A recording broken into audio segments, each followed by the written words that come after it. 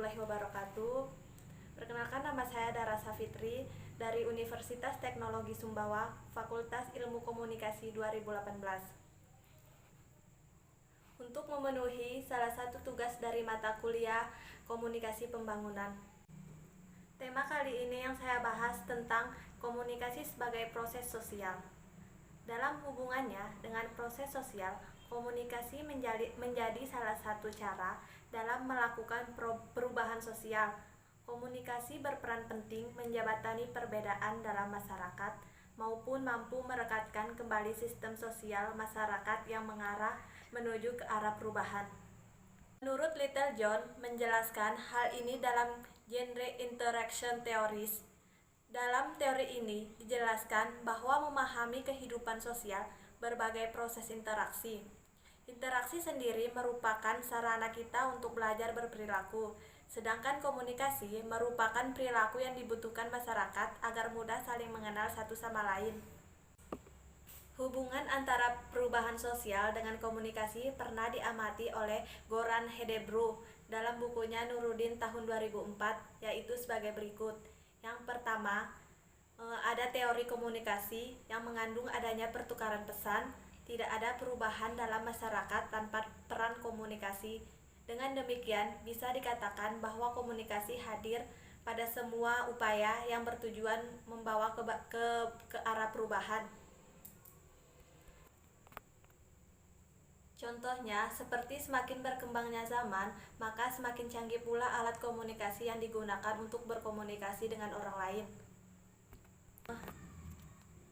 Yang kedua, ada komunikasi hanya salah satu dari banyak faktor yang menimbulkan perubahan kepada masyarakat. Contohnya, perubahan sistem nilai dan norma. Perubahan tidak dapat diluput dari dua sifatnya, yaitu konstruktif dan destruktif. Seiring dengan berkembangnya teknologi informasi dan komunikasi serta pemanfaatannya, perubahan sistem dan norma pun tidak dapat dihindari. Komunikasi sebagai proses sosial bagian integral dari masyarakat. Komunikasi proses sosial di masyarakat memiliki fungsi-fungsi sebagai berikut, yaitu yang pertama, ada komunikasi menghubungkan antara berbagai komponen masyarakat. Yang kedua, komunikasi membuka peradaban baru manusia.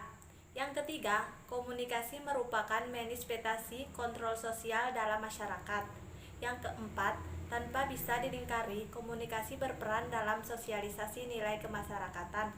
Yang kelima, seseorang akan diketahui jati dirinya sebagai manusia karena menggunakan komunikasi. Konseptual komunikasi sosial.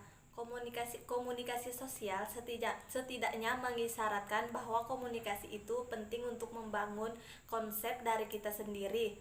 Melalui komunikasi, kita bekerja sama dengan anggota masyarakat, keluarga, RT, RW, kota, dan negara untuk mencapai tujuan bersama. Para ilmuwan sosial mengakui bahwa budaya dan komunikasi mempunyai hubungan timbal balik seperti dua sisi dari mata uang. Budaya menjadi bagian dari perilaku komunikasi, dan pada gilirannya komunikasi pun turut menemukan, memilih, atau menawarkan budaya. Menurut Edward Tark menyatakan, budaya adalah komunikasi dan komunikasi adalah budaya.